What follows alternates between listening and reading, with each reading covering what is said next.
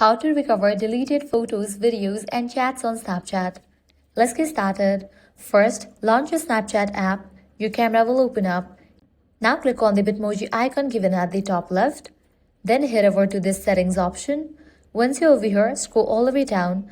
Now you'll need to navigate to this option, My Data. From this page, you can easily recover all the deleted photos, videos, and chats. You'll need to enable for this option, export your memories, chat media, and shared stories. Now you can enable for this option, export HTML files.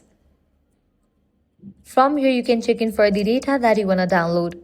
If you found out any unnecessary data, you can uncheck for it in this way. And once you are done, click on Next. Now select the date range. Click on Submit. Just with that, you have requested for the data download. Once the data is ready, you'll be notified through the email address that is linked with your Snapchat account. Then you can come to this page, open that file, and that file will include all the videos, photos, and chats. So this way you can recover deleted photos, videos, and chats on Snapchat. If this guide helped you out, don't forget to like, share, and subscribe.